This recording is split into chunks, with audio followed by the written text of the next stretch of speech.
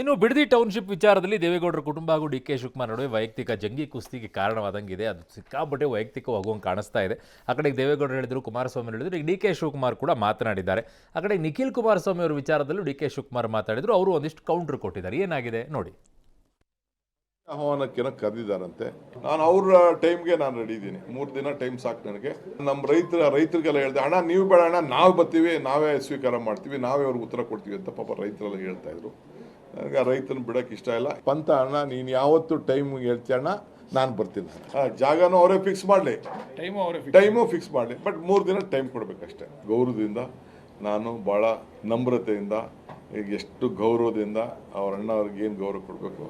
ಒಂದು ನಿಖಿಲ್ ಕುಮಾರಸ್ವಾಮಿ ಸ್ಟೇಟಸ್ ಏನು ಅಂತಕ್ಕಂಥದ್ದು ಈ ನಾಡಿನ ಜನತೆ ಮುಂದಿನ ದಿನಗಳಲ್ಲಿ ತೋರಿಸ್ಕೊಡ್ತಾರೆ. ತಲೆ ಕೆಡಿಸ್ಕೊಳ್ಳೋದು ಬೇಡ. ಮಿಸ್ಟರ್ ಶಿವಕುಮಾರ್ ಅವರು ಇಷ್ಟು ಲಘುವಾಗಿ ಮಾತನಾಡ್ತಕ್ಕಂಥದ್ದು ಬೇಡ. 2028ಕ್ಕೆ ಇದೇ ಮಾನ್ಯ ಡಿ ಕೆ ಶಿವಕುಮಾರ್ ಮಾಜಿ ಆಗ್ತಾರೆ, ಹಾಲಿಯಾಗಿರೋದಿಲ್ಲ. ಯಾವ್ರಿಗೂ ಅಧಿಕಾರ ಶಾಶ್ವತ. ಹಾಲಿ ಮಾಜಿ ಎಲ್ಲ ನೋಡ್ಕೊಳ್ಳೋಣ. ಬಟ್ ಡಿ ಕೆ ಶಿವಕುಮಾರ್ ಪಂತಾವನ ಕೊಟ್ಟರೆ ರೈತರು ಕಳಿಸೋಕ್ಕಾಗಲ್ಲ. ಈಗ ರಾಹುಲ್ ಗಾಂಧಿಗೆ ಪಂತಾವನ ಬನ್ನಿರಿ, ನೋಡ್ಕೊತೀವಿ ನಿಮ್ಮನ್ನು, ನಮ್ಮನ್ನು ಫೇಸ್ ಮಾಡಿರಿ ಅನ್ನೋದು. ಮೋದಿ ಬರಬೇಕಾದ್ರೆ ಮೋದಿ ಆಗ ನಾನು ಯಾಕೆ ನಮ್ಮ ತೇಜಸ್ವಿ ಸೂರ್ಯ ನಾನೇ ಬರ್ತೀನಿ ಅಂತ ಇದ್ದಾನೆ, ಕರ್ಕೊಂಡೋಗು ಅಂತಂದರೆ ಯಾರು ಹೇಳಿರ್ತಾರೆ ಅವರೇ ಬರಬೇಕು ಅಲ್ವಾ? ಬಟ್ ಇವ್ರು ಬರಲ್ಲ ಬಿಡಲ್ಲ, ಸುಮ್ಮನೆ ಪಂತಾವನ. ಹಾಗಾದರೆ ನೆಕ್ಸ್ಟ್ ಐಟಮ್ ನೋಡೋಣ. Play ಮಾಡ್ರಪ್ಪ.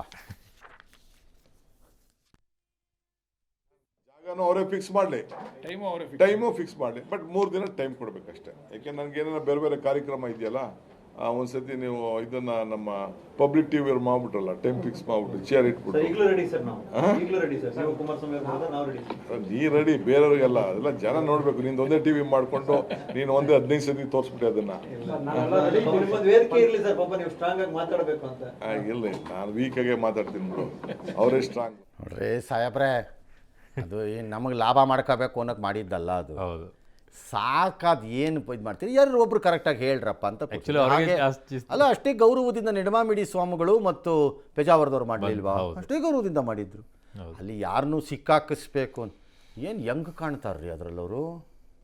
D K Shivakumar don't you think so? He looks old ನಾವು ಅಲ್ವಾ? ಅಲ್ಲ, ಓಲ್ಡ್ ಆಗಿದ್ದಾರೆ, ಇಲ್ಲ ಅಂತಲ್ಲ. ಹಾಂ, ಆಲ್ ರೈಟ್, ನಮ್ಮದು ಹಂಗೆ ಇರ್ಬೋದು ಮೋಸ್ಟ್ಲಿ. ಹಾಂ, ಹಾಗಾಗಿ ಅದನ್ನು ಮಾಡಿದ್ದಿದ್ದಷ್ಟೇ. ಇಟ್ಸ್ ಆಲ್ ರೈಟ್, ನಿಮ್ಗೆಲ್ಲ ಬೇಕೋ ಅಲ್ಲಿ ಮಾಡ್ಕೊಳ್ಳಿ.